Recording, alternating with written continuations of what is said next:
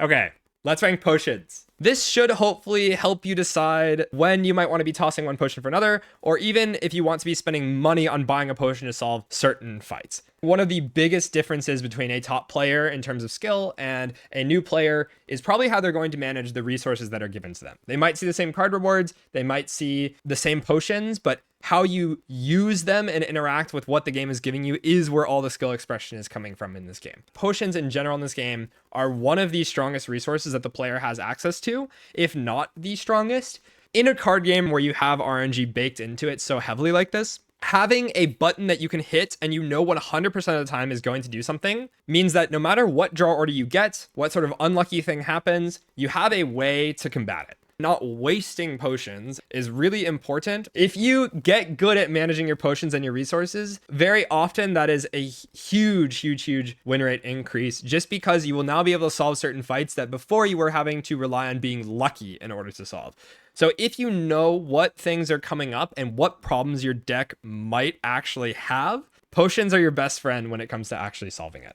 We've broken up the tiers into a couple of different ones. We have good always, good early, good late, niche/average, and mediocre. Potions are always going to be pretty positive in this game, and so I expect that not very many things are going to be able to be called bad.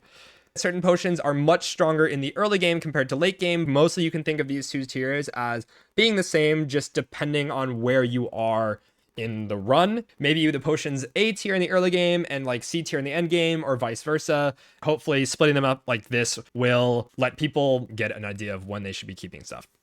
The rarity of potion increases the price of the potion in the store. Obviously, you'll see it less often as well, but if you are going to be buying a potion, the rarity does matter. So we will be factoring that into rankings slightly. The other thing I want to mention here is that potion chance should be factored in when you're thinking about when to use a potion. The way potion chance works in this game is that it starts at 40%. And every time you get a potion, the chance goes down in the next fight by 10%. And if you don't get a potion, it goes up by 10. So if you go into your first fight and you don't see a potion, for example, your potion chance in the next fight will now be 50%. If you see a potion in that fight, then the next fight will be 40. What the game aims to do is try and give you a potion every other fight, I should say. If you have 2 potion slots only and both of them are full and your potion chance is 60 to 70%, if your potion only saves 8 to 9 to 10 HP, it might still be worth using it, even though it could be better served down the line because you might have to throw away a potion. And there's certain pots that are very easy because they have a known quantity of value, essentially, that you can just sort of throw away and use without much regard to this. First up, we have Ashwater. This is an Ironclad exclusive uncommon potion. Ashwater is kind of weird. A lot of your potions are creating output out of nowhere, and this can sort of be thought of as a consistency potion, but only for long fights. It also has obviously synergy with Feel No Pain, and I did have this in a run where I clicked a Pax End before I had any exhaust in the deck because I had an Ashwater, and I used it to kill the frog parasite. You have some interactions on Ironclad in particular where Ashwater can be better, but I think for the most part, if you're seeing this inside of early game, you're incredibly sad about it.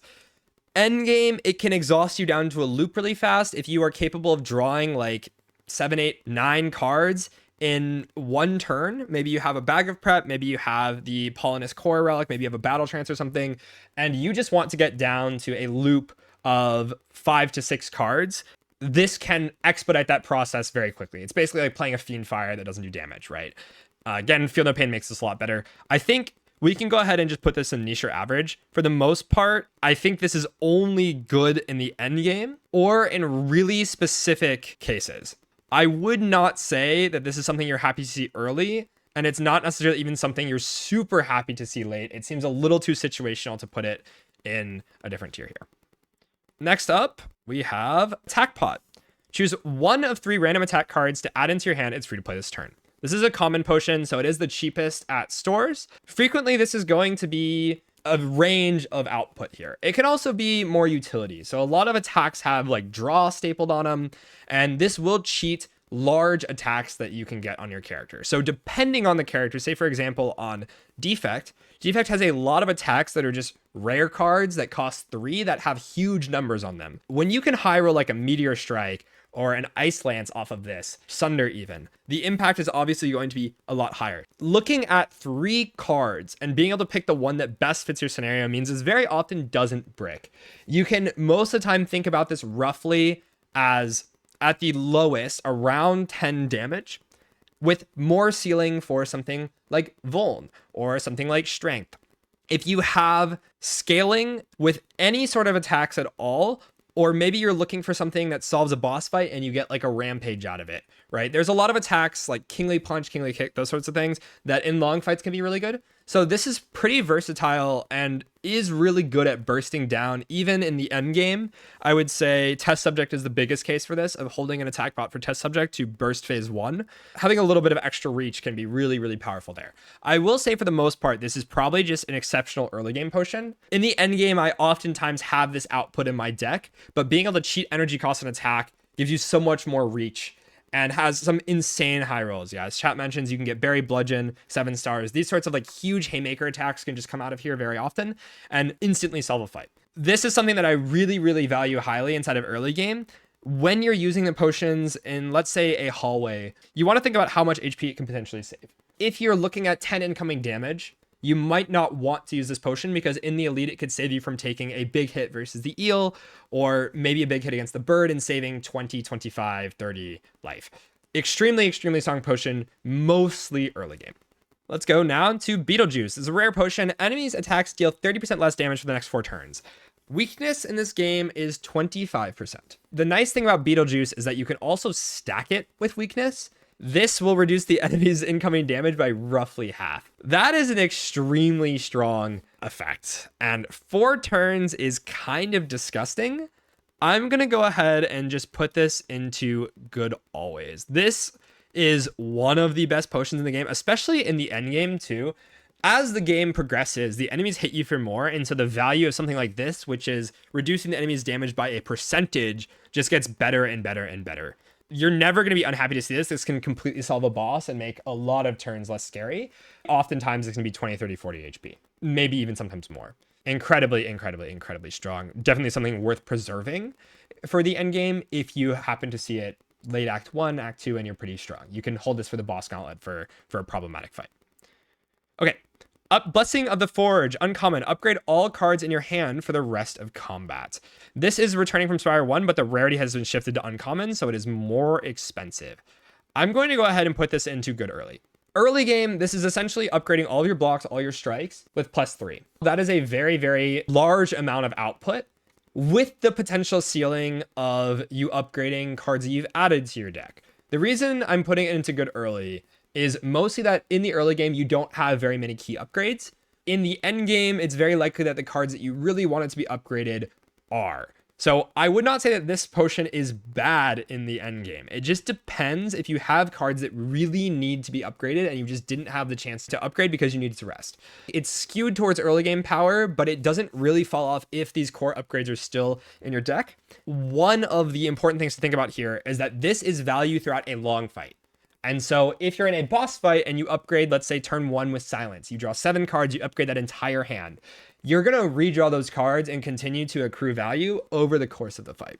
And so this is best used in a longer fight like an elite.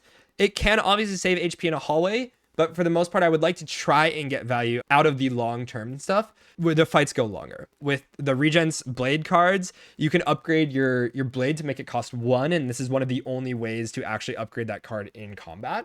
And that is a huge increase in power for decks that are relying on blade to deal a lot of damage. Block Potion, common, gave 12 block. For the most part, this is something you're going to use almost immediately if it saves the HP. The notable exception being at the end of an act. If you're in the boss fight with a block potion, the Ancient will heal you for 80% of your missing health. And so you are not getting full value out of this potion by tossing it at the end of an act.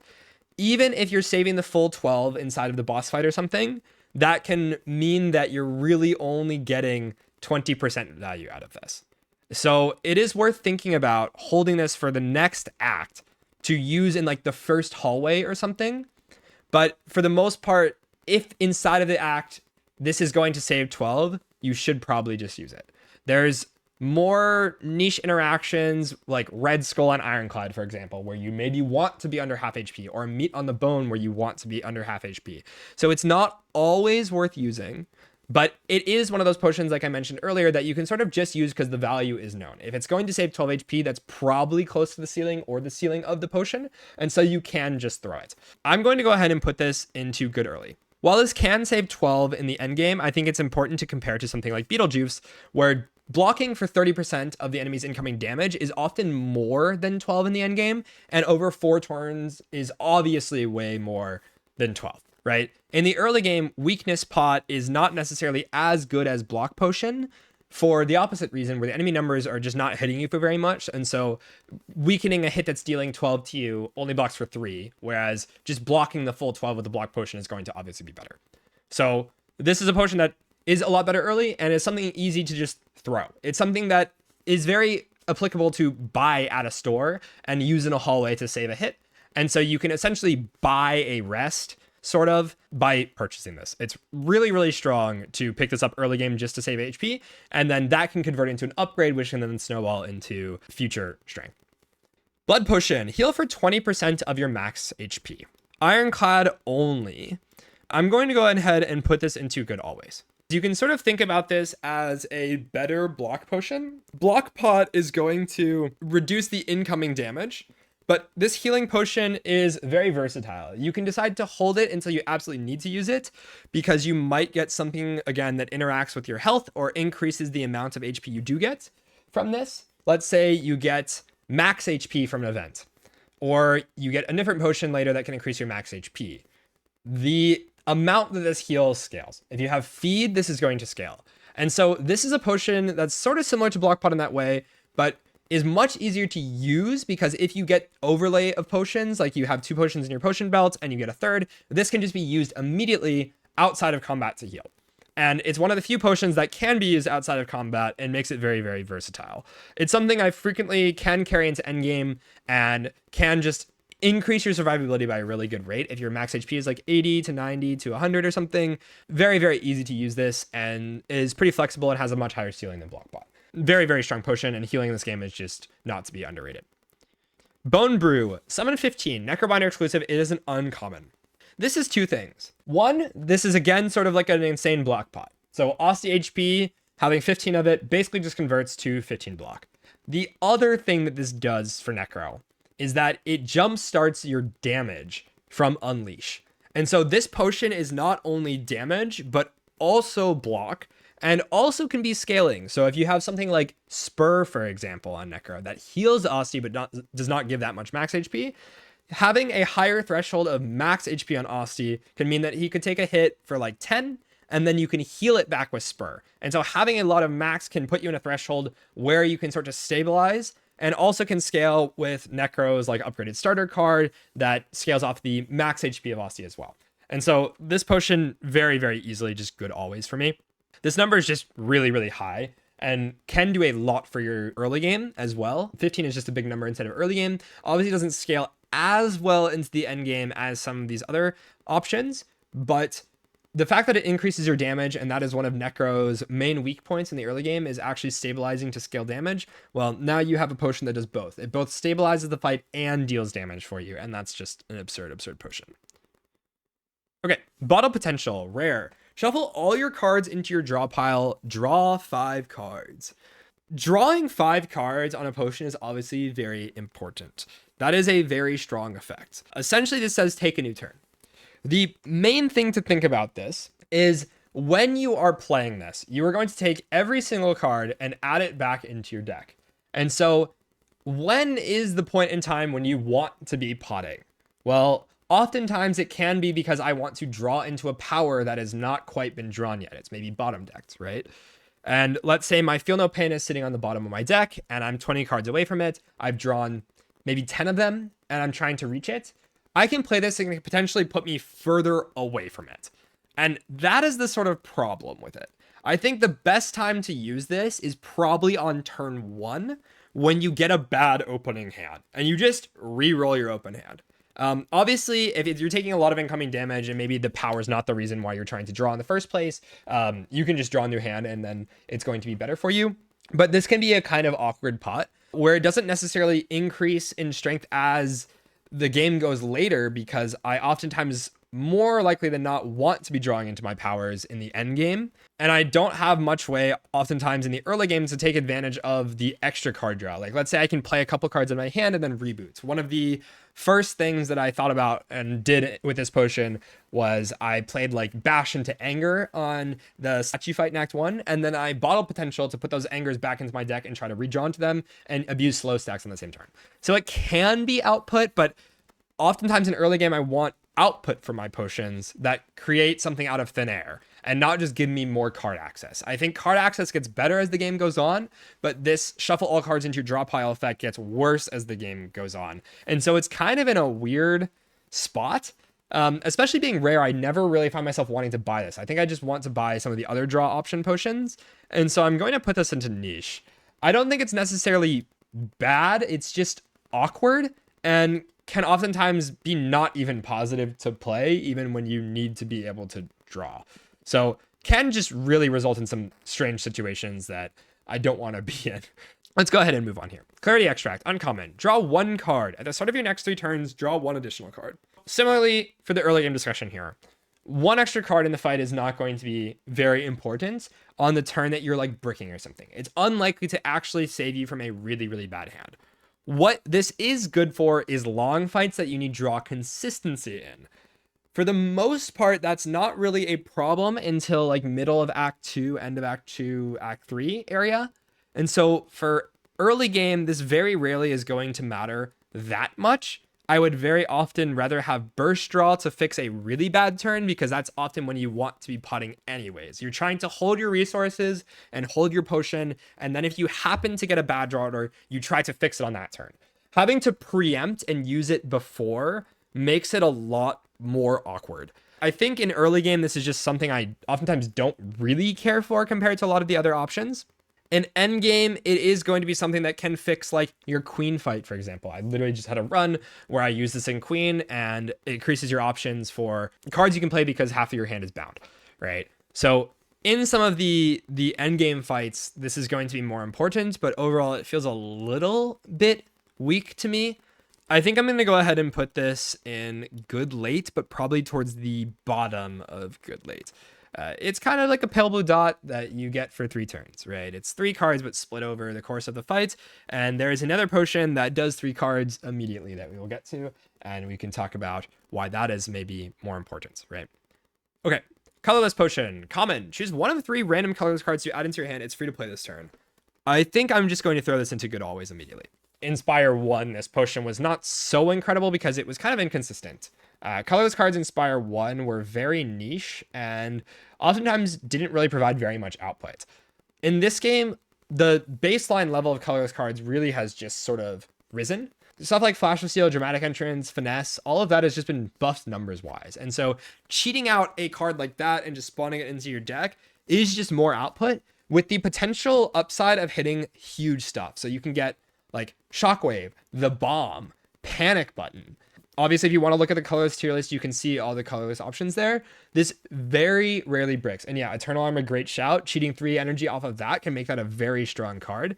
Colorless Potion just feels really, really good in this game. It's one of those things that can just unbrick you and can just print like a Master of Strategy draw 3. You know, like it can be so versatile, and the fact that it's so flexible, being able to pick one of 3 cards and try to fit the situation that you're in and the problem that you're currently having makes it really, really nice. I think colorless cards just incredibly strong in this game. I don't think I really need to explain much more on that.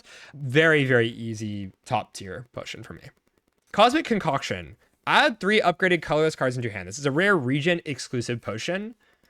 Again, I think we're just throwing this into good always. So imagine here now that instead of your colorless potion being pick one of 3 and get it for free, you just look at that whole reward and you just slap it into your hand and they're all green. Obviously, this doesn't cheat energy, but the thing about colorless cards is that a lot of them are 0 cost or generate energy or do stuff for free in general, right? And the ones that are not free are often very worth playing. You can get, again, Shockwave from this that can be incredibly worth playing. 3 extra cards in your hand. I know they're random, but very often can completely solve a fight. Not only long fights, but also short fights. And so this is incredibly versatile. It's good in hallways. It's good in bosses. It's good at the early game because it's just creating output out of nowhere. And it's also good in end game because it's solving consistency problems or maybe scaling problems.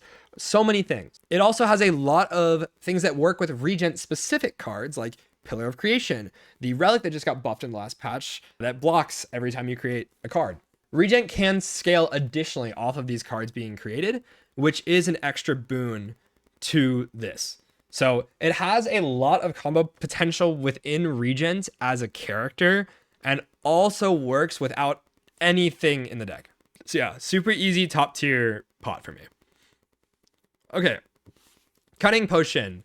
Uncommon, silent, exclusive. Add 3 upgraded shivs into your hand. This is, at worst, going to be 18 damage, unconditional, basically. Technically, you can be weakened or strength down, and then it's worse, but, you know, let's put that off for now. Just think about this as almost a fire pot, but can be higher upside. If you have Ninja Relics, if you have Accuracy, if you have the power that lets you retain shivs, if you have Vulnerable on the enemy, Fan, Strength, any of these things, this potion gets better. This is largely just going to be an early game damage potion. The other thing is that you can split up the damage to better spread out damage in AoE fights. So Fire Pot, one of the main issues is that you have to use it. All 20 damage goes into the same enemy, and you might overkill by an amount. This is easier to split up the damage. Obviously, it's worse against like the eels inside of Act 1 because they get armor when they get hit, and so it can be a little less flexible. They're just not the same potion. Obviously, they're different and better in different circumstances. But in particular, this doesn't feel like it answers certain fights for you. It really just feels like damage potion that's basically a fire pot with potential ceiling to be much, much better than that. So I'm going to put this into good early game. I think this is pretty comparable to an attack pot with less probably explosive upside or generating value out of complete nowhere. But yeah, just having damage in the early game can stop you from taking a random 25 damage hit or something inside of an elite, and can be really good in fights that punish your draw consistency. So for example, Frog Parasite. If you brick, having a damage potion to just kill something outright can block for 7 and also progress the fight in other meaningful ways. So it feels pretty good to have this. It makes me feel much safer walking to the elite. In the statue elite inside of Act 1, this is going to increment slow stacks. So that's also another use case. One thing that's important with these potions is to really think about what fight they're actually solving for you and what fights your deck is going to struggle into. And so when you're looking at your potions and trying to make a decision on what to keep and what to use when, think ahead about how this is going to impact your upcoming problematic fights. If it doesn't solve any problematic fights, you might be better off holding something that's like a block pot, for example, that might be better inside of a fight that just hits you and you need to block and you can't really rush down. Say, for example, Skulking Colony. Next, we have Cure All. Uncommon, gain 1 energy, draw 2 cards. This is sort of a combination of draw pot plus a potion that gives energy, so like energy pot, right? It doesn't do neither effect nearly as good. You get a bit of a reduced effect, but I will say that the combination of these two things is very good. When you're drawing cards, you very often want to have energy to play extra cards that you're drawing. Like you may have 8 cards in your hand, but only have 3 energy and only be able to pick the best 2 cards to play out of that hand, right? And so what Cure All is doing is, again, putting cards into your hand and allowing you to actually have access to them and play them. So not only is it a consistency potion, it's also giving you output by giving you energy. I think this is an exceptional potion. We're going to go ahead and put this into good always here. Not only is it strong early game, because again, it allows you to play another strike or something out of your hand. It's probably better late than it is early because when you are drawing into more impactful cards, it gets better. So the more cards you add into your deck, the stronger this becomes. But even early game, this is really good just for having extra output within 1 turn. That is something very important. And in the end game, also drawing into your powers faster, getting set up in long fights. This is doing both of those things. Just an exceptional pot. Okay, Dexterity Potion. Common, gain 2 dexterity. This is going to be a block pot over the course of a fight if you can play 6 blocks and they all don't block for full. That's a lot of hoops to jump through, okay? And that's what I basically just gave this as its best case scenario inside of early game. Outside of early game, if you're into a long fight, like Knowledge Demon, Insatiable, any of the Act 3 bosses, 2 Dexterity is increasing block output by 40% on your base cards. So it's very good in long fights, but for the most part is not doing very much inside of shorter ones. I will say that this is a potion that if I see really early inside of Act 1, I think about Skulking Colony. And if not exactly that, I probably use it in the hallway if it's saving me 4 to 5 HP. Just if I'm going to overlay pots. If I'm at risk of overlaying potions, like I have 2 pots in the belts, and I'll just probably stop describing that from now on, but if I say overlaying potions, that's what I mean. If I'm at risk of overlaying pots, Dex pot is one of the first things that gets out, probably. Towards a super endgame, it can be very strong, but hopefully you have some other way of blocking in that scenario. I think it's not doing enough in the endgame, but it is a really welcome thing to have for some long fights. It just feels like it's outclassed by a couple of other options. And again, most of the time you only have 2 potion slots. They did just add the new Niao starter relic that gives you 3. Maybe that makes this better where you can sort of carry it around for a while. But the fact that you're limited on potion slots, I often don't want to be carrying this around as one of them. I'm going to put this into niche. If you know that you're going to struggle to block in long fights, that is exactly where you want this. Waterfall Giant's a big consideration here. Even Phantom, right? Lagavulin, all those things is something that I want to be considering this for. But I think I would not say it's good early necessarily. It's not good into hallways in the same way that a lot of these potions are, while these are also good into the bosses as well. Okay, Distilled Chaos. Play the top 3 cards of your draw pile. We looked at the potion earlier that said draw 2, gain 1 energy. What Distilled Chaos is doing is restricting you a little bit on the freedom to play cards in specific orders, but as a return is giving you much more potential output. For example, cheating a big card into play. So, for example, you can headbutt a power that you missed on your first cycle. Let's say you missed your barricade. You can headbutt your barricade, Distilled Chaos, play that for free. So if you have top deck manipulation, this gets better because you know what it's going to play. It will randomly target the things that you can hit off the top of your draw pile. So if you draw a single target attack, it will play that randomly onto all the enemies. But the potential upside of hitting very expensive block cards, very expensive powers, and also having consistency for when you brick and maybe hitting a draw card even. The flexibility is really strong. If you have 3 cards in your deck that you're drawing into, you probably added them past the early game, right? There's higher odds that you're going to be hitting actual cards that you've drafted and not just your base cards. So for the most part, this is playing actual cards always. I'm going to put this into good always. I think this is a potion that very consistently can be strong early game. Again, cheating output is good early game, and consistency in the end game is good. It does both. And that is quite strong. This is pretty much unchanged from Star 1, except that the rarity's been bumped up. Really good in that game. Also really good here. Droplet of Precognition. Rare. Choose a card in your drop pile and add it into your hand. This essentially says play a Seek. In this game, I think they're called Wishes. I will say the one knock against this potion is that in early game, drawing your most important card is oftentimes not that good. If you do not have an important power to set up or an extremely important card to play early, this is not creating output. If your deck does not have something that you want to be playing really early in the fight, the value of this is just not very big. Being able to draw a specific card is obviously always going to be good, but let's say in the early game, you have this in like floor 1. What this is really doing is saying like draw a defend or draw a strike, right? You can imagine how this cannot always be super good. You should think about this in the early game if you have like maybe an important power to play into the boss. Let's say you have an Infinite Blades that you wanted to play into Phantom and you couldn't upgrade it or something. It can do that. Maybe you have Fumes you want to get down on turn 1. Maybe you have Weakness you want to land. Maybe you have Vuln. Maybe you want to line up your Dominate with your Tremble or something. It's worse in the early game, and obviously as the end game happens, your deck not only usually gets bigger, and so finding specific cards out of it get harder, but you usually have powers or certain key cards that you really want to find early into long fights. And so for that reason, I think we're going to put this into good late. It's an incredibly good potion to take into the boss gauntlet. Incredibly good. So I don't want you to look at this as being in the 3rd tier and think this potion's bad. It's very strong, but I think that overall, it's not going to be incredibly good for you in the early game, and that's the biggest knock on it. It's just something you need to hold for end game, and you would really like to take it into the boss gauntlet or for a super troubling fight that you know is going to kill you. For example, if you can easily beat 2 of the elites inside of Act 2, and one of them is super scary, and usually that means the worms. Let's say the worms are really scary, but they're not so scary if you land your shockwave on turn 1 or whatever. You can just find that and play it immediately, and then that fight won't kill you anymore. So it can fix draw orders in the very specific fights. The one thing is you need to know going into the fight that that is going to be the most problematic fight for you. So you need to do a bit of thinking about when you want to use it. I think this sort of has the RPG effect where you know it's really good in the end game, and so you try to hoard it forever and never use it. But if you walk into a fight, you need to know if it's going to kill you. This potion gets better with player skill, I will say, for sure. Duplicator, uncommon. This turn, your next card is played an extra time.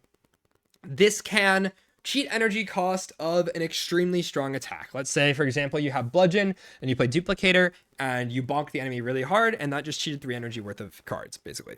The other thing this does is give you more top end. If you are in the end game and you have 1 power in your deck, and that doesn't really quite feel like enough to actually beat the boss, then you can increase the output. And so it can be a power pot that always hits something that's good. It can also just be front-loaded damage early game. So I think this is really flexible. You obviously need cards in your deck that are worth doubling, and so that's the main consideration. If your deck is full of 1-cost cards and like no powers, and those 1-cost cards are not super high value, then maybe you don't want to keep this around. I will say probably in the end game it gets higher value just because you have more cards that are important. But let's say early game you have like a Dominate and you can upgrade it, and then you play Dominate with a dupe. Now you get basically exponential strength off of playing that card because they combo with each other. Like the second play of Dominate gets stronger after the first one. I'm going to go ahead and put this into Good Always. Maybe next to Colorless Potion as being really, really good. I think maybe Bone Brew and Blood Pot should go towards the end of this here. I would want you to look at the ordering inside of the tiers, I think, and take that into account pretty heavily here. Okay, Energy Potion. Common, gain 2 energy. Really, you want to be thinking about, do I have a very important high cost card to play alongside other cards? So, for example, you can be playing Necrobinder and you have a domain in your deck. The turn you draw domain, oftentimes you just end up spending all of your energy to play domain, and it means you take a lot of damage getting that power set up. And so the best case for Energy Pot can often be to get set up and also be able to play energy on block cards to do other things and not take all the chip that you need to actually get owned by. Think about what you can actually spend energy on. Inside of early game, oftentimes this is playing strikes or defense. And so it's not always going to be incredibly impactful early on, especially if you don't have anything to play. The second you have like a Bludgeon in your deck, or you have a Pommel Strike, you have draw added, right? That can make this a lot better. On a turn where you draw cards and get completely owned because you don't have energy to spend on it, you now can play your draw card and combo off and do a bunch of things on one turn. It gives you one really good turn, essentially. I'm going to go ahead and put this into good early, but towards the bottom here, or sorry, good always. I don't think it's nearly as strong as these other things, but it can scale really well into the end game, mostly letting you play a power that seems important. Next, we have Entropic Brew. Rare potion, fill all your empty potion slots with random potions. Using this potion correctly is very important. Again, I think it has the RPG conundrum where people want to get max value out of this and use it with a bunch of potion slots or empty potion slots and not really think about how they can just like be saving HP now and they'll hold on to it forever. Delaying opening this can be an upside and also be a downside. If you have a decision to make about whether you take a difficult path like an elite, maybe no campfires, or a fire and some events. What you can do if you have an Entropic Brew, especially with empty belts, is use it to get information on what potions you have and then make your decision. What people do oftentimes is they delay the opening of this and don't have information, and without the information, they don't know how to play the fight. Because this can open and give you 2 pots that are kind of just whatever, and it can also high roll and give you insane potions, and then you can do something else. You need to think about when to open this thing is the biggest part of it. There's a couple of cool interactions with like Reptile Trinket. This counts as an opening while also refilling the pots. So you can get maybe 3 potion uses in one turn and get like 9 strength and go in. The other thing is with potion belt slots, this gets much better. Again, they just added one of these into the game at Niao, the ancient relic that gives you 4 potion slots. And we have potion belt as a common relic in this game. So it's pretty frequent that you actually do have potion slots in this game.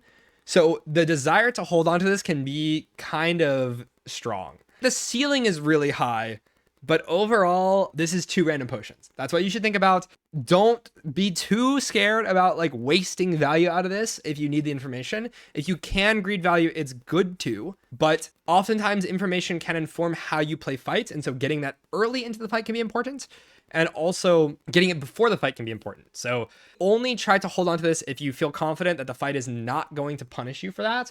If you feel like you're going to have to pot in the fight anyways, go ahead and use it. There's a lot to be said about this potion. I think I could really talk about this for like 20 minutes, but let's go ahead and move on a bit. We're going to put this into niche. I think at the top of niche though, I wouldn't say this is good always. This is the main reasoning for this. If you have 1 potion already and you get an Entropic Brew, and you don't necessarily have full information, you may be tempted to hold on to it forever, and then it could be random and just give you kind of mediocre potions. I like having information, but the potential ceiling of having really strong pots and having a lot of them makes this quite appealing. It's going to be something that you're going to have to judge based on the run. For example, if you have 2 really good potions already going into the boss gauntlet and you see Entropic, you might not even want to pick it up. The chance that your random potion is better than the 2 potions you've been holding the whole run to prepare for the boss gauntlet might not actually be that good. I think this is simultaneously like one of the most difficult potions to use while also being one of the most overrated. People think it's really insane, but oftentimes I would rather just see 1 really good potion that's a known quantity and I know how to play around it and use it. The fact that you don't have full information right away is a little bit weird, right? I think it deserves a spot where you need to consider whether or not this is actually good. It's not always just something you want to slam. And the other thing to consider is that it's a rare pot, and so it becomes more expensive. With the obvious exceptions of extra potion slots making it way, way better. All right. Essence of Darkness, defect, rare. Channel a dark for each of your orb slots. At a floor, this is essentially going to channel 3 darks and push out all of your orbs. One of Defect's main problems with Dark Orbs is that evoking the Dark Orb is difficult, especially with dual cast. The main advantage to Dark Orbs is that if you double the damage, you're getting double the output of every turn they were stacking up. And so your Dark Orb can do a lot of output if you manage to dual cast it, but when lightning clogging the front slot and your Dark Orb being behind it, it can be hard to do that. What this does is fixes the problem with Dark Orbs and also solves longer fights and also AoE fights. It scales with orb slots, but even just with 3, let's say you have this into the kin inside of Act 1 or the eels inside of Act 1. You have 3 Dark Orbs. You can use a Dark Orb on each enemy or maybe burst one down really fast and stabilize the fight. Defect often has a hard time doing that. And so this is going to just do a ton of damage inside of a fight. You obviously want to use this early into a fight if you think you're going to need to use it, just because of the fact that the Dark Orbs are better the longer you let them sit, right? At least 1 turn. You're doubling the output of the orb by letting it pass for 1 turn. It can also push out your orbs. So if you need to block in a pinch and you have frost orbs, you can push out all your frost. It can be really, really strong. I think we're going to put this into good always. Filling your orb slots means that any orb card will push it out, and also dual cast will always evoke a dark. Obviously combos with something like darkness as mentioned, so quite strong for Defect. Solves a lot of his problems. Also, again, inside of the end game, you can burst down the final bosses basically. Test subject being the main one I'm thinking about here, but also turn 1 against door, maybe you have like a capacitor, a modded or runic capacitor, and you fill with 6 dark orbs. That's a lot of orbs to have sitting around and creating a lot of damage, and like the fact that they give you turns to let these stack up. Maybe I use one of these in first phase and then I burst the second phase of test subject. Just scales really well with other stuff in your deck that you're going to want to be doing anyways. Can combo with barrage inside of your deck, so you can fill all your slots and play barrage. I'm already picking barrage a lot in this game. There's a lot more cases where this potion becomes very good. You just need to look for them a little bit, but I don't think it's very hard to see that this combos with a lot of things in Defect's kit already. That's just very, very good. Okay, Explosive Ampoule. Common, deal 10 damage to all enemies. This is basically Festive Popper in a bottle, slightly better. Inside of fights where the enemies are starting to get more HP, let's say Act 3, the enemies have like 100 plus health. This is only doing something in like a handful of fights. It can do something against like the scrolls. It can do something against the guy that summons robots that I'm blanking his name on. It's okay, but I think it's very obvious to see that this sort of flat damage falls off in the end game. This is really an Act 1 potion that's very strong in a frog parasite. Good into kin, good into the bugs inside of Act 2 that only take 9 damage per hit, that sort of thing. It's good into a few problematic fights. Outside of that, it's not really going to do very much. I think 10 damage is just like not a super high ceiling, and it can't really get any better than this. Like what you see is what you get here. I'm going to go ahead and put good early, middle of this tier probably. If you see this early, it's going to be something that allows you to take elite fights and hallways a little bit easier. And 10 damage single target inside of early game is still good. Don't underestimate how much 10 damage of reach actually gets you. In the eels, this is very good. In the worms outside of Act 2, it's very good, that sort of thing. So there's a few problematic fights where this is really strong. But again, the other elites that have a lot of HP, like let's say the Entomancer inside of Act 2, this is really not going to be doing very much for you. So it falls off quite quickly, but the phase of the game that it is good in, it's exceptionally good in. Okay, Fairy in a Bottle, rare. When you would die, instead this potion is discarded and you heal to 30% of your max HP. This has a few interactions. 1, against Insatiable, you will not revive if you get eaten. Don't fall for that. 2nd, if you get ways to increase your max health, the value of this goes up. You really should think about this as a healing potion akin to Blood Pot that you cannot use on demand, with the potential upside that if you are at low life, like 5 HP, and you get hit with an attack that's really big, like a 40 damage single target attack, you will go back to 30 health. The damage does not bleed over and cause you to lose life after the revive. So it can block for a lot. It can be exceptionally strong into the end game to allow you to just face tank a big hit and get set up. I think a lot of people overrate this pot as being something that you always want. What it really is a late game output potion. It can be early game like a save and stop you from dying, but very often I want my early game pots to stabilize fights. This is not stabilizing fights. It's giving me more time inside of the fight. It can let you just like upgrade cards at low HP or something, but really where this shines is inside of the boss gauntlet, where having more health is just allowing you to set up your powers. Very likely what will happen inside of early game is that you end up overlaying potions because this is clogging a spot in the belt. That can be problematic. Output potions can save more and snowball inside of the act better than fairy, and you can have to end up throwing this away. What I will do is put this into good late. I'm not going to say it's better than Droplet of Precognition. I honestly think that getting your most important power or card down early on in the fight can save more HP than the fairy. I think this is often overrated by newer players because a revive is broken and they see that, but they don't think about the fact that it's eating your potion slot. You can't carry 2 potions to solve different fight problems. Your 1 potion has to answer all of the problematic fights while you're carrying this around. It can do cool stuff and gets much better as the game progresses. But if you're high on HP, say you see this very early inside of Act 1, it's very often that you end up throwing this away. Trying to hold pots for endgame in this game where the early game is really strong and the endgame doesn't feel as difficult, especially after the last patch, doesn't feel like this is as needed. Okay. Fire Potion. Common, deal 20 damage. We're going to go ahead and just throw this into good early. You always know what this is going to be doing, and it can give you good reach, and it's very easy to use effectively. Similar to Explosive Potion, the ceiling is not very high. But inside of early, this is just going to give you reach in an elite to maybe stop you from taking a big hit. So this can often convert into 20 HP or more. It doesn't do very much into the bosses. Like 20 HP reach can be significant, but like against Vantum, you'd probably rather have something else. It's just going to be a known quantity. You can throw it. If you know you have problem fights against like the eels, it can be saved. The worms, it's very good against to like stabilize an AoE fight. That's really what this is good for. Holding for a specific problematic fight with a lot of enemies in it. Or just bursting down the bird. I will say this is worse against the statue in Act 1 because of the fact that it doesn't take advantage of slow stacks. But it can do a lot inside of Fraud Parasite, not only in phase 1 to burst down before you get the second round of statuses added to your deck, but also to kill a parasite after it gets spawned. Flex Potion, common, gain 5 strength. At the end of your turn, lose 5 strength. This has a lot of interactions with strength scaling, so multi-hit cards, and also can do some other stuff later into the game to combo off. You can have a much bigger turn in the end game and take more advantage of 5 strength on one turn because you have access to more energy, more cards, more synergies, vulnerable, things like that. It is worth noting on Necrobinder that Flex does not increase damage that Osti does, so it is particularly bad there.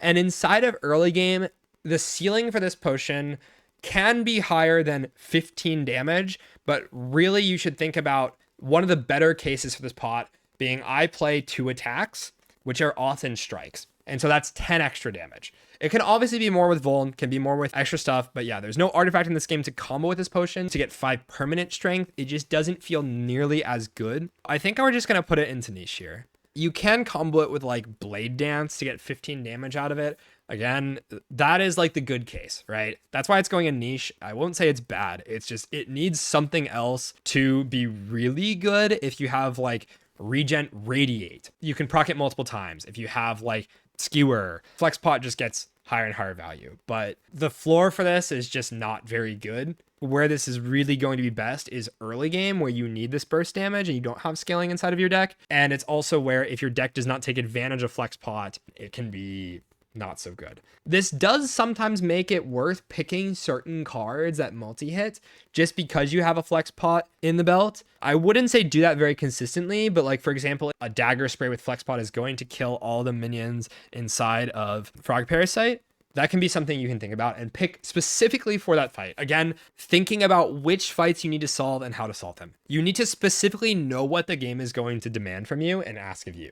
You cannot really just kind of like ballpark the value of these pots and just hold based on vibes. You need to actually think ahead and think about what fights they're solving for you. They should be answering fights that you are bad at or trivializing specific encounters to allow you to save HP to spend in the bad fights. One of those cases. Flex Pot just fell off quite a bit. It doesn't feel like it really answers as many things, and it's way more variable. It's draw order dependent. You need to draw alongside attacks. Oftentimes you don't even want to play 3 attacks in one turn, or don't draw the attacks when you need to. So it can be quite awkward. I think it's just fallen off quite a bit. Maybe I'll put this below Dex Pot as well. Focus Potion. Defect, common pot, gain 2 focus. Okay, this is just going right into the top of this. One of the major design decisions inside of Spire 2 was to make permanent focus less common. So we have exactly Defrag and Focus Potion. That's it. Focus Potion says play Defrag Plus at common. This is cheap, scales late, is good early, insane value.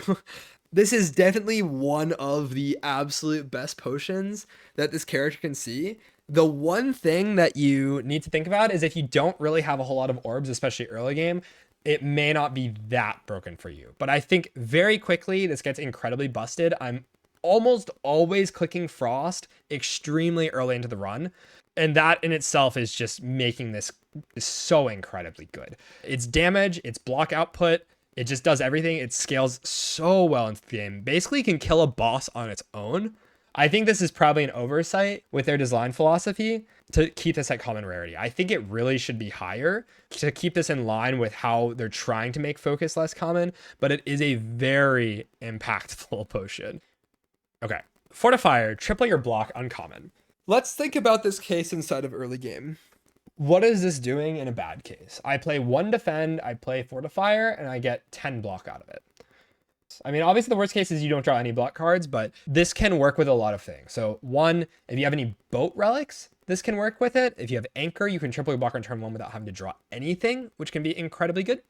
In the end game, or even just in the mid game or whatever, let's say you play like a Shrug It Off. You get 8 block and you play this, it's 16 block. So it's basically a really good block potion where the ceiling gets really high. This can be a solve for like a barricade body slam sort of thing. If you need to stabilize and get a bunch of block, you can play like 1 big block card and into Fortifier, and that's the block for the rest of the fight. So the ceiling is really, really strong.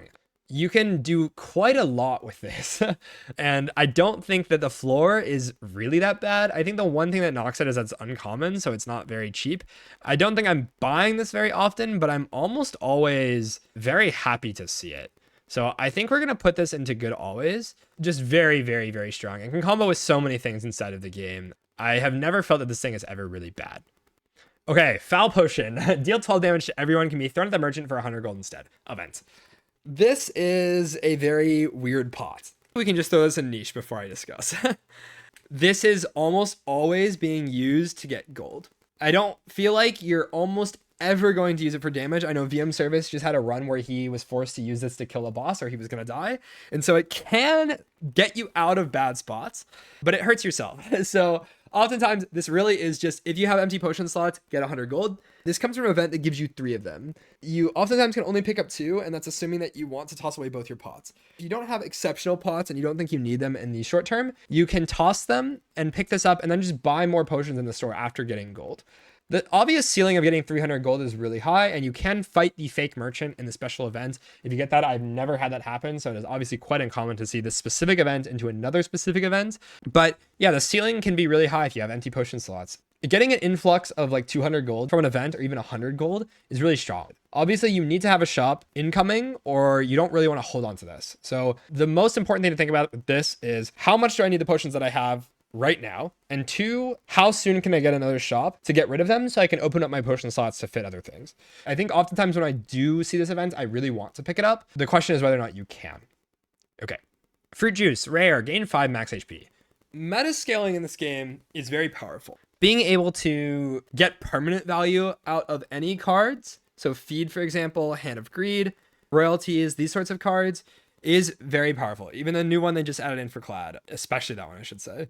Fruit Juice is rare, and so it's basically never being purchased because it's just really expensive for what it's doing. It's essentially like buying a strawberry, which is just not very good value. If I see this early game, I'm not really concerned about max HP necessarily, as so much as I am of just running out of my current HP. And so this potion really reads block for 5 with like minimal upside about like increasing your power of rest or whatever. It's something that you're not going to struggle to overlay your pots with, right? New players often, I've gotten asked this a lot recently on my streams, like, why am I holding on the fruit juice and not using it? A lot of events scale their damage based on your current HP or can cause you to lose max HP, and then you can heal it back with fruit juice. So unless you have a reason to use fruit juice, do not use it. If you obviously get another potion or like a foul pot or something and you need the potion slot, drink it immediately, but there's no reason to use this right away. One thing is, before resting, you can use it to get 2 extra HP out of your rest, and that is very important. So there are things that can harm you and hurt you based on max HP. Also, maybe you have a fairy in the bottle, and that can impact like dying thresholds, and you want to manipulate that in the fight. There's a lot of like micro interactions that work with this that feel very fringe. For the most part, I would say this is not a very good pot to see early because it's eating a potion that might save 20 plus HP. I think Fruit Juice, we're going to throw into niche. I wouldn't even say this is necessarily good late. The fact that it's rare makes me not really want to do it very often. I'm especially not buying this, but like, I'm not really happy to see this compared to just getting a pot that solves output. And of course, I'm not trying to carry this into the boss gauntlet or something. You can also have interactions with Reptile Trinket. That's another thing to think about. But yeah, it doesn't feel insanely good. I think people are going to overrate this because they just see it and brain chemicals like go burr, right? You know, it's really a potion that makes you feel good to see. It just, I don't think is actually that strong. Okay. Fysh Oil. Uncommon. Gain 1 strength, 1 dex. 1 dexterity is the thing that matters more here. This potion is only really good in long fights. It's worse than a dex pot inside of hallways because it takes longer to get that value out of it. Really what this potion is for is killing bosses. Outside of that, it feels really not that great. I think we're going to throw it inside of niche or average here. It's just not super flexible. It feels like it's really difficult to get a ton of value out of this inside of like elites or something. Like obviously you're going to get a little bit, but it doesn't feel like something I think is high impact enough to hold on to for endgame, while also just not being good enough in the short term or fixing a draw order problem or being able to be used on a turn where you brick. It's just a little bit cumbersome and difficult to find a scenario where it feels like this is going to be really strong. I think you can compare this kind of to Blessing of the Forge. Blessing of the Forge will give you 3 strength, 3 dex, is basically how you think about it. This is obviously working on every card in your deck, but this works on like your hand. Early on, your deck is kind of smaller. You have like 10 to 15 cards, and Blessing of the Forge is hitting like a third or whatever. And so it roughly equates to the same thing, the same amount of output, but Blessing of the Forge is more burst output. And I think that helps a little bit to contextualize why this is a little bit worse. Okay, Gambler's Brew, uncommon. Discard any number of cards and draw that many. We're going to slam this into close to top of good late. This is an ultra premium endgame potion. If you are in the door and you draw on turn 1 and you need to find your powers or need to find key cards to play early on, this is drawing a new hand. And the thing that this is doing different than Bottled Potential is it's drawing into your deck. It doesn't reset and draw. The difference between these is really that Gambler's Brew needs cards in your hand that you're willing to throw away.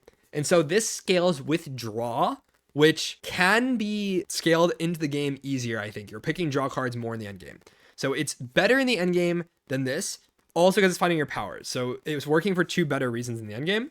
In the early game, you want your potions, again, to be creating output. Drawing into certain cards in early game is often less important than just being able to spend energy on your basics. You're going to be playing base defense and base strikes inside of early game. That is just how the game is designed. And so gambling your base strikes and defense oftentimes can draw you into, like, let's say your Pummel Strike instead. That does 3 more damage compared to a regular strike. So if you're thinking about the actual output increase for average early game cases, it's not going to be that much.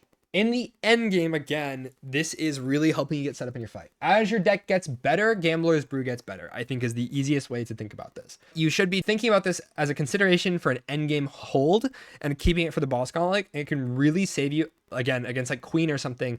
It just unbinds cards because you get to draw, right? You draw a new hand and you don't have to deal with the bind. It can gamble away burns and use like the burns in Test Subject or something, or the burns in the Mechanite fight, or gamble into away like statuses in the Insatiable fight, that sort of thing. It can be a really important potion to just fix a critical turn problem where you draw badly. It's not so good early game when a lot of your potions you want to be doing stuff like this where you're just getting output out of nowhere.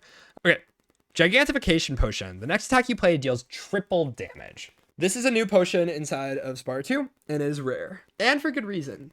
If you have, again, a big card, Comet, Bludgeon, whatever, and you bonk an enemy, triple damage is insane. It also scales with Vuln. I was holding this to play Breakthrough in the Frog Parasite fight recently. Breakthrough just wipes out all the minions with this, right? And normally it doesn't come anywhere close to that. This can be strong early. It can also be super strong late and sort of just like one-shot a boss. You can use this on your sword as regen and just like kill something immediately.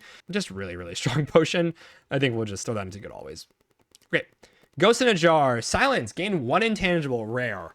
If you've ever played with apparitions, I think you probably know how strong intangible is. Any turn that you brick, it says the enemy doesn't do anything to me and I take no damage. I can spend all my energy getting set up. This was debatably the best potion in the game inside of Spire 1. And I don't think that really has changed here. It's saving you from the absolute worst case scenario and also allowing you to make progress in the fight at the same time by spending all your energy differently. This is what I mean oftentimes by needing information from your Entropic Brew so you know how to play the fight. If you know that you have a Ghost in a Jar in the belt, you play the fight very differently compared to if you don't know that you have this, right? You make different concessions in what cards you play and what you don't play. Ultra premium endgame, very premium early. Again, has the RPG problem where when you know it's broken endgame, you try to hold it for forever. If it's saving 20, 30 HP in early game, it might be worth it. If you can get away with holding it, it's also worth it. This goes up with player skill. Knowing when you can hold this thing and when you need to use it is really, really good. It just takes a while, I think, to calibrate that, and you really need to understand the game well to know when this is really that broken. Okay, Glowwater Potion. Event. Exhaust your hand, draw 10 cards. Clearly, this potion's insanely, absurdly broken. I think that much is completely clear. It's like a giga draw pot, right? That effect is better in the end game, as we discussed with the other consistency potions and the draw potions. I will say there is only one event in the game that you can get this in. An event that you always click the other option, basically. You only see this event inside of Act 1. That's the problem with it. It's that it's a potion I want to hold the whole game, but I have a very hard time justifying doing that when the other option is Fresnel Lens. And that's like one of the best relics in the game. I pretty much never click this. I think I've had it once I think it would feel a little weird putting this in mediocre. Let's put this in a niche. It's obviously one of the best potions in the game in a vacuum. Okay. I just want to make that incredibly clear so that no one comes for my throat. It's just that the opportunity cost is too steep. Crazy, crazy pot. It's just not something you're going to ever really have. Here is Heart of Iron here. Uncommon, gain 7 plating. Essentially equivalent to 7 plus 6 plus 5 plus 4, etc. block. This is block potion over the course of multiple turns with higher upside. If you have other plating in your deck, the value goes up. Let's say the plating card on Ironclad. Gorget is a great example. That's probably the one that's going to happen the most often. It does not scale linearly, right? With more plating, you get exponential value out of it. This can be incredibly, incredibly good.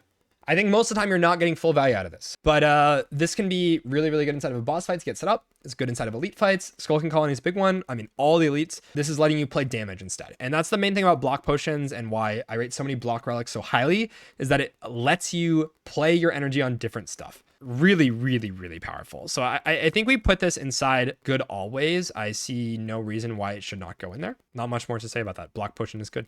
Okay, King's Courage, uncommon, Forge 15. This just makes a sword that says 25 damage. It can scale, but for the most part, this is kind of front loaded. If you are doing forge stuff and you have ways to multiply sword damage or upgrade the sword or whatever, this can get better, but I'm really thinking about this as an early potion I can play to just create a sword and then slam it in immediately. That's usually the use case.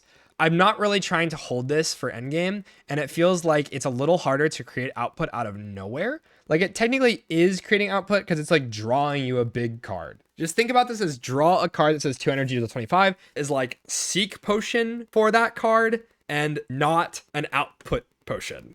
And so I'm going to put it at the bottom of good early. Creating a sword that you can redraw into and play over and over is kind of like an attack pot in a way. But I think it's more conditional than these other potions here. Maybe we can put this into niche even. I think it's not an exceptional pot. It's just not horrible either. It feels very average to me. Next up, we have Liquid Bronze. Uncommon, gain 3 thorns. There's a lot of enemies that hit you multiple times inside of a turn. I think the biggest ones that you're probably thinking of are Entomancer, so the bee, Hunter Killer, maybe the eels inside of Act 1, the worms inside of Act 2.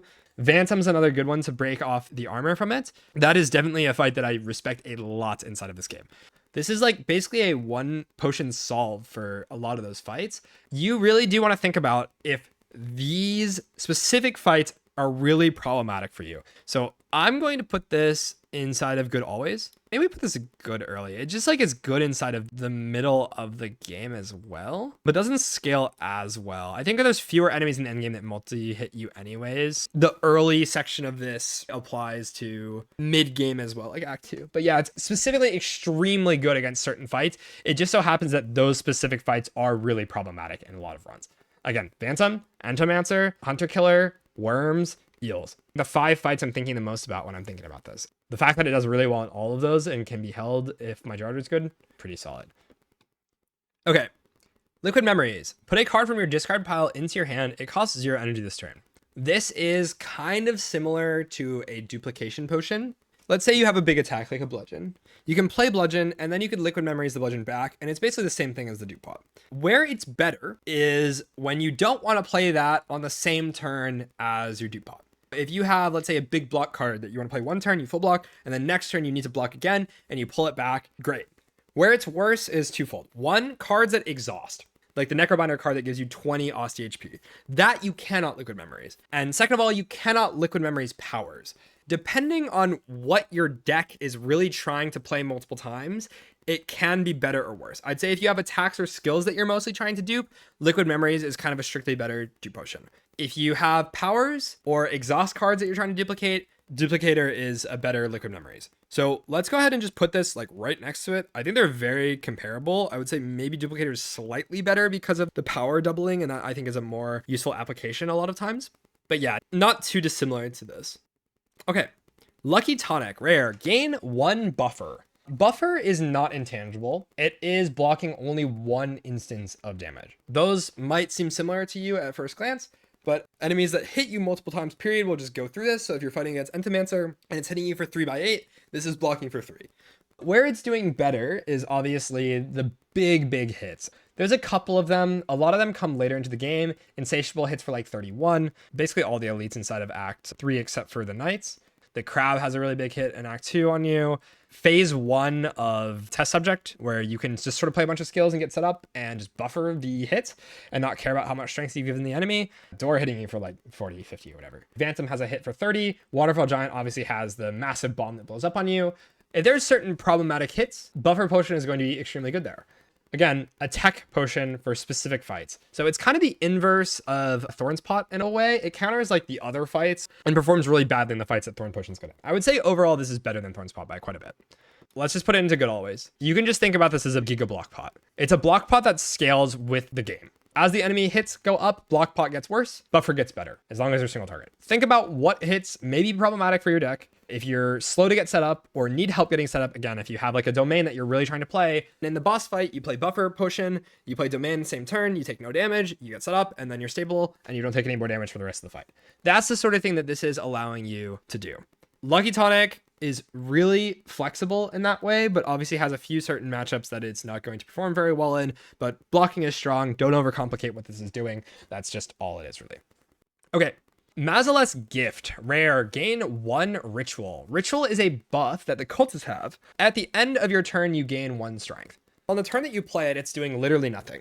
On the next turn, you get 1 strength. The turn after, you get 2 strength. This takes a while to become really good, almost exclusively solving output inside of long fights. The biggest application is the Act 1 boss, where one, this strength scaling is going to be the best because you usually have little ways to scale yourself. Log of Will, and it can just kill these sorts of things. This can be very good for the bosses, but I would not even say it's good early because it's doing basically nothing in the hallways and almost nothing inside of the elites. We're going to put this in niche.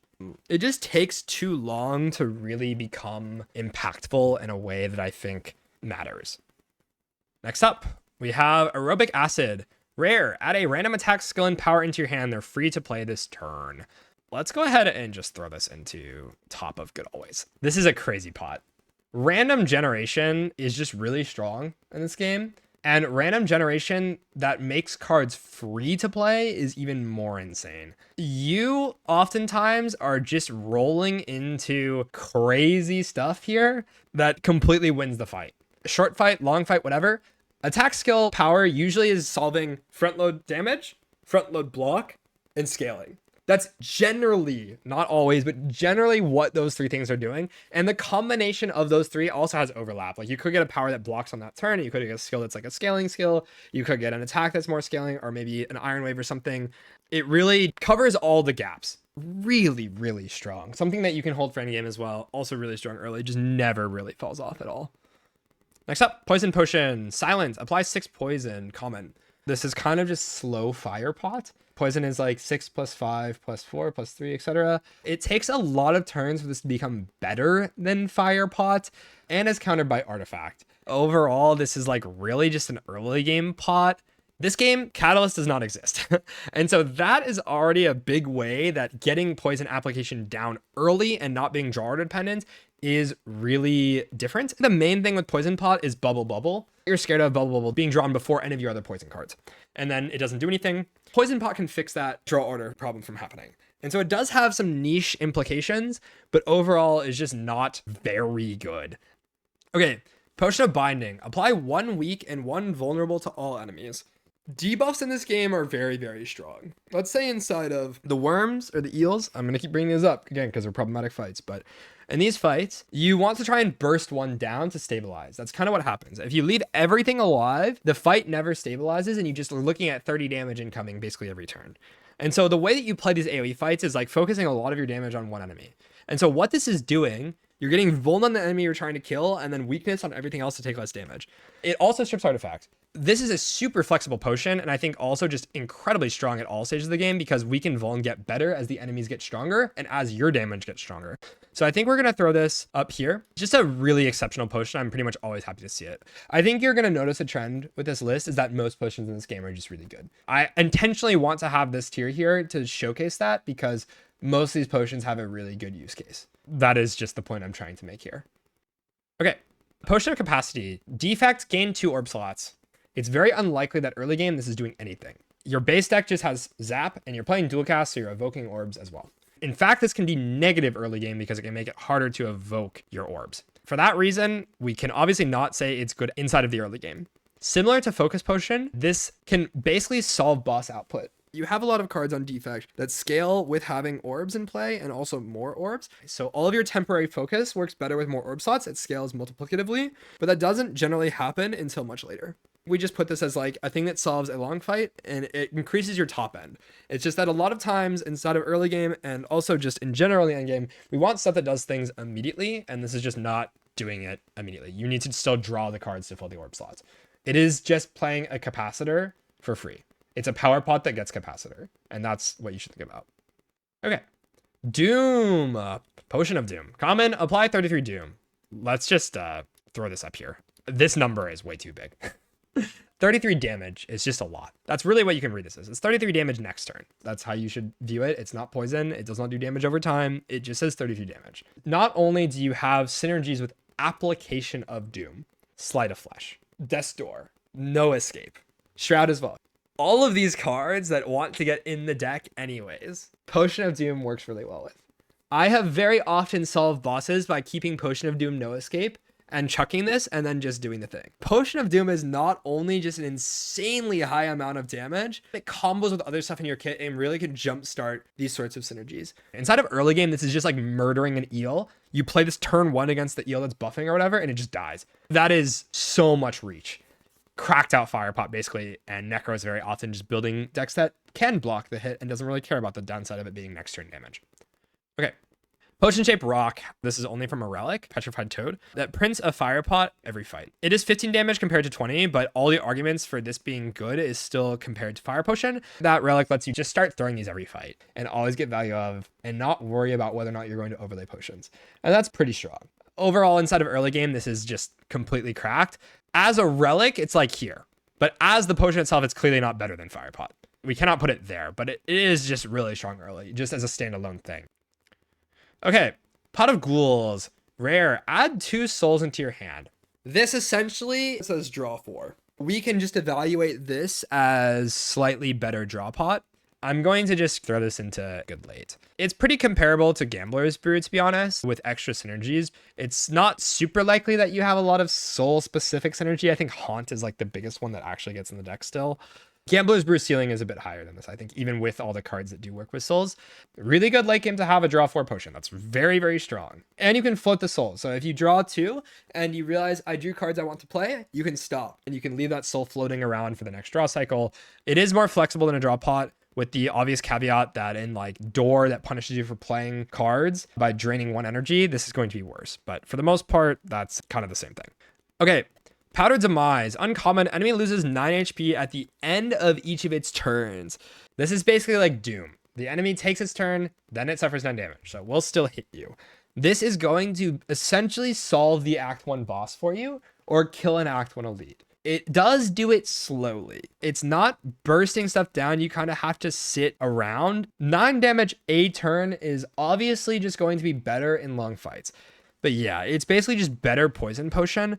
I don't think this amount of damage is ever really going to matter in the end game. Maybe Act 2 boss. I think this is starting to fall off quite a bit already. I would not rank it over these things that do stuff immediately, but it is solving a very important problem, killing the boss. And that's obviously a big check for a lot of decks. In hallways and elites, your fights are not lasting this long. And so I think Fire Pot's just going to outclass it almost always. Power Potion. Common. Choose 1 of 3 random power cards to end your hand. It's free to play this turn.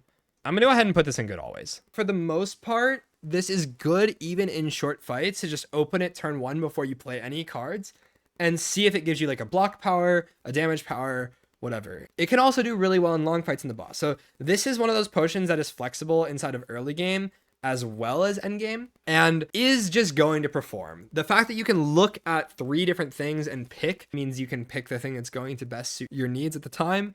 and it's not very likely that that is ever going to brick. I think it's not felt as good as Colorless Potion to me, right? I think all these potions are just quite solid. It's just going to perform throughout all stages of the game. Really powerful potion. Look at your powers on your character. You can go to the compendium and look at all the cards and see what is going to be useful for you on the specific turn that you're thinking about playing it, or in the specific fight you're thinking about playing it. Just consider what the hits are. You can literally just math out, count how many hits there are, count how many misses there are, and then you can calculate your odds of bricking it. Most of the time, I think this is going to hit 80 to 90% of the time, and even the misses are not going to be like nothing.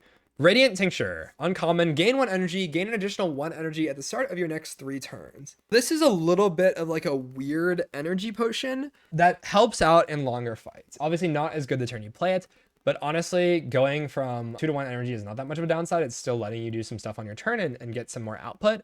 It does not let you have a really good turn 1 or something and go in and kind of get everything set up. But it can provide output over the course of a fight. There's a lot of times where, let's say against Knowledge Demon, you are required to block and also deal damage at the same time. What this really converts to is playing an extra like block card or damage card every single turn. And so if you think about the number on that, for 4 turns, you play like 2 extra blocks, 2 extra attacks, and they're the good cards and not just base cards at that point. This is going to be kind of like a block pot plus attack pot or whatever, and it can be a little bit more flexible than that. I think we throw this in niche. Early game, I'm less happy to see this because I oftentimes just want 1 really good turn. That's what potions are usually good for, is like I brick a turn and I need a lot of output, or I need to solve this problem now. And so a lot of these delayed output pots are just going to be less powerful than that. I don't think it's bad. Again, not much is really going to go out mediocre here. It's just quite good. Okay, Regen Potion. Uncommon, gain 5 regen. This is going to give you 15 HP over the course of a fight. Obviously, it's not front loaded. And so if you're going to not be in the fight for 5 turns, you're not getting full value out of this. It leads to you really oftentimes wanting to just use this immediately. So you, 1, don't overlay pots, and 2, get full value out of it. You can intentionally sit around and sort of stall in a fight to get the full value out of this. I would say it's definitely better than Block Potion. And I would say it's probably just good always. It falls off in the end game, but even having 15 HP in the end game, like that's oftentimes what potions are doing anyways. I just can spend HP to play my damage scaling or something else. Like HP is a resource that you should manage. Okay. Shackling Potion, rare. All enemies lose 7 strength this turn. Against multi-enemy fights, you're getting multiplicative value. Against enemies that hit you multiple times, you're also getting multiplicative value. In a single target fight, blocking for 7 is also just not that bad. It's kind of just a block pot with that way higher ceiling, obviously a lower floor. And one thing to note here is that weakness and Shackling Potion interact in a way where you're not going to block 7 when you play Shackling Potion if the enemy's weak. If you have weakness on the enemy, Shackling Potion, you need to do math about how big the hit is already. Take off the 7, then apply weakness. The flat always goes before the multiplication. This can block like 5 or something, I think, is the actual number it's going to be blocking most of the time when you have weakness on the enemy. I think this is kind of just good always. Again, block pots are just exceptional. This scales well into the end game against test subject that can basically full block a turn for you against the multi-hit phase. Incredibly strong. The fact that you don't have to draw into it probably means it's better than Fortifier. Really solid overall. Okay. Ship in a Bottle, rare. Gain 10 block, next turn gain 10 block. This is just a giga block pot. I don't need to explain very much, I think, about why this is going where it's going. It's output the turn you need it, and also extra output the turn after. In any elite fight, this is letting you get set up. Very aptly named Ship in a Bottle as a reference to like Anchor and Horncleat, right? So you can think about this as having an anchor and an anchor again on turn 2, and that's like impeccable. Crazy potion. It kind of just insane. Okay, Skill Pot. Choose 1 of 3 random skill cards to add into your hand. It's free to play this turn. Inside of Spire 1, a lot more often, this is just a complete dud. Card quality across characters went up a lot. There's so many more impactful and rare cards now in the game that you're just way more likely to roll a really strong effect out of this. Basically doubling the size of the rare pool means that you're basically always rolling good stuff. The value of this just goes up. That's also true for Attack Pot. All of these potions just feel really strong to me. The card generation ones, it feels incredibly good. Can be flexible, can just be a ton of block, can be a card like No Escape that pushes damage, right? On Necrobinder, it's completely insane. On Regen, it's completely insane. Disgusting. Okay, Snecko Oil, rare. Draw 7 cards, randomize the cost of cards in your hand this turn. In Spire 1, this said draw 5 cards. In this game, it says draw 7. So it did get a buff.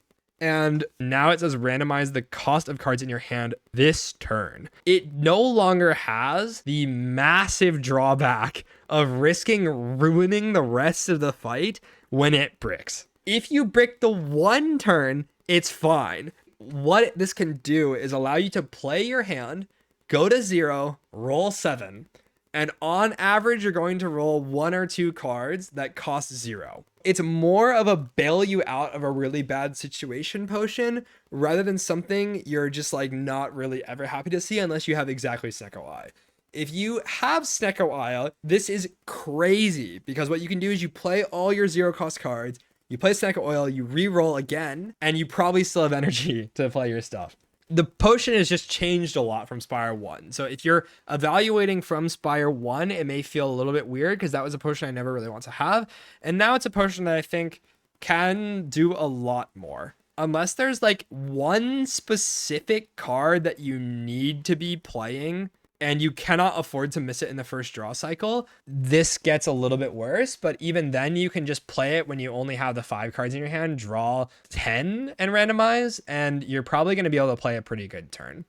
You're going to be able to dig really deep into your deck, and also it can generate output for you in the early game. So it's kind of a draw pot that both is consistency, but also creates output inside of early game.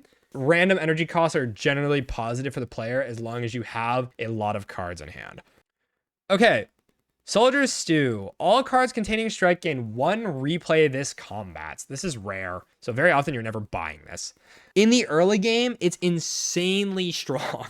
Doubling your strikes, that's insane amounts of output, with the added upside of also it doubling Pommel Strike. In the end game, if you don't have pommel strikes or strikes that you care about playing again, it's doing basically nothing for you. We're gonna put this in niche towards the top. It can be completely useless, but it can also be incredibly broken. But it is really strong early. I don't want to put it in good early because it does have the ability to be really broken late as well in certain spots. So I think when it comes to this tier list, you really do just need to read the tier. Don't think that below means worse. It's just more specific when it's going to be good. You might need to consider it more. Okay, Speed Potion. Common, gain 5 dex at the end of your turn, lose 5 dex. In Spire 1, you could often pair this with Artifact and keep your dexterity and just win the fight immediately. In this game, that does not happen. There is no Artifact to keep this dexterity. This is one time. Early game, you can have a turn where it's like conditional 5, 10, 15 block. That is not anywhere near as good as just having a block pot. You still need to play your block cards to get value out of this. Oftentimes, I just play like 1 defend and toss this in a hallway for 5 HP. Honestly, this is our first mediocre potion. Towards the bottom of good early, maybe, but for the most part, not very good in this game at all. There's no edge case where it gets insanely good, really. I think the main thing is like Glitter Stream or Dodge and Roll, where it applies like multiple times. That's the top end. This is one of those potions that the second you have another pot and it saves 5 HP, you're just going to throw it to save the 5. And I do recommend doing that. Okay, Stable Serum. Uncommon, retain your hand for 2 turns. I'm going to put this in good late. I know a lot of people hate this potion. This is giving you not very much output early game, but it is giving you some output, okay? Playing your cards on the right turn is output. And that is something that you need to consider before you just look at this and you think it's terrible. Everyone knows how broken Pyramid is. Pyramid is often better than an energy relic. Retain, just making it so you can always play the card on the right turn, is better than being able to play more cards very often. Not always, but very often. This is essentially a draw pot over a long fight. In the end game, let's say you draw a bunch of stuff on door that's like all your front load block. You can now play Stable Serum, and the first phase of the fight is so much better. You can hold your Piercing Well, you can hold your big block cards for when you need to use them. You can have your best attack in hand, play blocks on that turn because the enemy's hitting you, retain your best attack, then play it the next turn. Retain is just an incredibly, incredibly good keyword that new players tend to underrate criminally. Please consider this. Queen Doormaker, exceptionally good in those fights. Let's move on here. Star Potion, Regent, gain 3 stars. Having the access to Star Potion is essentially going to unbrick your bad draw orders. Exactly what you want a potion to do in like 80% of situations. The other is having higher top end. It's a consistency potion more than an output pot because it lets you play your cards regardless of the order that you draw them, and that is Regen's main issue. Star Pot is very often going to allow you to play like an extra Falling Star or an extra Astral Pulse, or maybe get your decisions on the first draw without bricking. Overall, it's pretty strong, but I would not consider this super good early because it does not create output solves early. This is mostly a late game or early after you see star payoff. So if you see like a good star card early, it can just create output. We're going to put it into good always, but I don't want this to be thought of as like an exceptional super early potion. It's just usually good after you see 1-star card, and that's usually pretty early. It's not also like the most exceptional thing endgame either. Often you can fix that by having just a better draw pot. Okay, Strength Potion, common, gain 2 strength.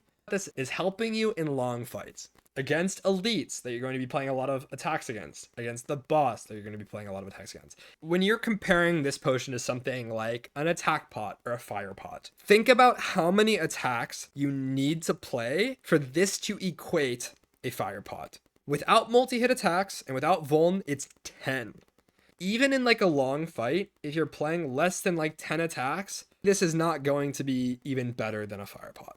It can meet some small thresholds in hallways, but again, I think small thresholds in hallways like that are probably better solved by a different potion. We're going to put it in like bottom of good early. It's not nearly as good as Powder Demise, but it's roughly equivalent to like the damage output of like a poison potion or something. It has a much higher ceiling than Poison Pot. It's just not going to be something that you're like holding for the end game very often. 2 strengths is just not enough, but it is a significant output increase, especially if you have shivs, for example, or flechettes, things that are hitting multiple times, right?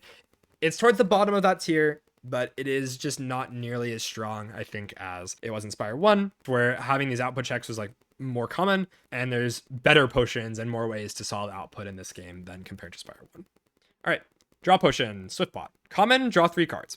I think we kind of just know where this is going to go here. It's pretty much just worse Pot of Ghouls. Swift Pot is not creating output for you early, but can line up with a few things. Let's say you have a couple of 0-cost cards, or Regent, you have draw order problems, because that's how Regent works. It can fix some stuff. It's not like it's terrible inside of early game either, but again, from early, I often want output, not draw consistency, because I'm just drawing into more base cards. The second your deck is not doing that, and you're trying to like piece together more of an engine, this is really good for just unbricking a really bad turn where you just get unlucky. That's what potions are good for. You want to be able to react to bad draw orders with pots. That's why a lot of these immediate value pots are just getting ranked really highly, because they fix problems on the turn you play them, and you don't have to preemptively guess whether or not your draw order is going to be bad or not. So yeah, not much to say about this. We talked about Pot of Ghouls quite a bit. It's pretty much the same reasoning. Okay, Touch of Insanity, uncommon. Choose a card in your hand. It's free to play this combat. I don't know what they were cooking with this, man. That's silly. Kind of Giga Energy Potion in early game. If you like put this on your bash, or you put this on a 2-cost attack or a 3-cost attack or something, you can just think about that as playing a really good energy pot with the additional upside of being able to loop that card. So if you have, let's say, hologram to pull back your Sunder, I literally just killed the door going infinite with Particle Wall and Make It So. This can do some really breakable stuff where you just cheese a lot of fights. It can make you go infinite really easily, but even if you're not just going infinite, it can give you a really strong turn or enable some really expensive cards to come into play. It can cheat in a power even. You don't even need it to be on a replayable card. If you just want to play your domain, I'm going to keep using that example, but if you just want to play your domain, you can just play this. Easy Hollow Infinite, or just playing a Meteor Strike. Lots of things that make this really, really breakable. At worst, it's just basically Energy Potion. Obviously, it can be slightly worse than that if all your hand costs 1 or 0, but usually you have something that you want to be using this on, and it's just kind of an insane pot. Okay, Vulnerable Potion. Apply 3 Vulnerable. This not only scales into the end game, but it also is quite good early. Early game, at the worst case, is amplifying the damage of your strikes from 6 to 9. So this is kind of just better strength pot. It can also strip artifact. Where it gets worse, throughout the game, you are likely to acquire other ways of vulning the enemy, and it's not very likely that I need to stack so much vuln the enemy with this and overlay it with like other cards. The notable exception here is Ironclad if I have Dominate. I have held a Vuln pot for the end game to use Vuln pot in to dominate, and that's functioning similarly to a Star Potion on Regen, where it fixes a draw order problem. I draw Dominate before my other Vuln, now I have a potion to bail me out of that. But I think on most characters, it's really just going to not be that good in the end game because you have other ways of applying Vuln, and usually the better keyword is weakness. I'm going to put Vuln Potion into good early. It's not quite as good as these on-demand potions, or quite as good as Blessing of the Forge, because this increases your damage in a similar amount. Value over multiple turns can make it good in long fights, so it's very good in the elites, and also good in short fights as well if you just need to burst something down. One really important interaction is like Sunder, unupgraded especially. So 24 damage going into the eels. It can be really hard, especially if you draw Sunder turn 1, where you don't quite have enough reach to get your Sunder to actually work. What Vulnpot's doing is it says that my Sunder works now. That is really, really good to be able to actually slam and wipe out an enemy right away. Vuln is a very important keyword. It's just not going to be quite as good into the end game. Tends to fall off a lot compared to like some of the other potions. Like when you're competing with Beetle Juice and Touch of Insanity and Focus Pot and Ghost in a Jar and Power Potion and Colorless Pot and Ship in a Bottle or Duplicator. Like, is Vuln really that good? You know, like it's something that oftentimes is replaceable compared to some of these other effects that I cannot get from cards in my deck. Last but not least, we have Weak Potion. Common, apply 3 weak. I just said that weakness is the better keyword. The exception here is super early into the game when the enemy is only hitting you for like 12 or 15 or something. This is blocking like 3 or 4. Obviously, it does happen over multiple turns, but sometimes the turns don't actually happen. The enemy just dies. I'm going to put this into side of good always. You're kind of always happy to have this. Like, people might underestimate how important weak is. It's just a much better keyword than Vuln inside of the end game. And the fact that it's not really even bad in the early game. Weak pot is good in very specific fights. It's good in some bosses because they usually hit harder. It's good in multi-hitting enemies. So against Entomancer, this is blocking 8 on the multi-hit. It's good against Skulking Colony because you're forced to sit in that fight for a very long time. I'm not so sad to just use this against like the boss or something. Like I'm not trying to hold it for endgame, but if I do end up having it for endgame, I'm not upset that that's my potion, right? Like I'm not going into the door and then being like, oh wow, I just blocked for close to 40 in the side of the first cycle of door. A potion that blocks 40 is just so valuable. Unbelievable how good weakness is in this game in particular. And someone like Clad just doesn't have access to weak very easily. And so having weakness in a potion can really shore up that issue, as well as something like Necrobinder valuing overblocking and storing HP up. Weak potion can really save you in that situation where you need to stabilize the fight and get to the point where you actually are able to play your powers and whatnot and not take lethal damage in the meantime. Okay. That is it for potions here. If you would like to go look at this list online, I am now working with Mobalytics to update their site to get professional opinions, I guess, on Spire put up there. So all of their tier lists are going to be updated solely by me. Right now, the focus is the main branch. If there's demand or if we have time or whatever, I will probably update for beta branch patches as well as the main tier list. But luckily, potions are pretty much unchanged from when the game released. So as a general consensus here, potions in this game are just really strong. They added a lot more pots compared to Spire 1. And so we have a lot more variety. That's really fun. Having a lot of potions is really nice, and they all have some like cool niche interactions for the most part. There's not very much in the bottom tiers, right? Most of the potions are just kind of very solid. The ordering of the tiers matters quite a bit. I think they're loosely grouped more so than being like very strictly grouped. But if you listen to the discussion and think of the niche use cases of potions and how potions are just very important to conserve and use at the right times, you'll probably realize that potions get better with player skill. As you get better at the game, they're getting better and better, and you're going to see the power of them as you play more. So if you're thinking that some of these are maybe really out of place, I would say just try stuff, play with it more. Think about saving potions, think about potion chance, think about holding potions for very specific fights that you identify as your deck's problem. So the more you can identify the issues with your deck, the more your potions can shore up that weakness. Overall, potions, very, very strong, very important to learn how to use correctly, and a big part of skill expression in this game. Big fan of the design of potions in general in this game and how they interact. As a whole, they may be a little bit too overtuned, but I think that's balanced by not being able to always get potions in the first place or having to spend money on them and things like that. So yeah, I like the design of potions in this game. Going forward, I'd be interested if they add more, which I think they are likely to end up doing. I think that's it for YouTube, guys. Say goodbye. If you're interested in catching any of these live, feel free to follow Twitch, follow on YouTube, and check out live streams when they happen. I will be doing all tier lists on stream as well as some other things and making some guides that I'll do off stream and post for you guys. So hope you enjoy it.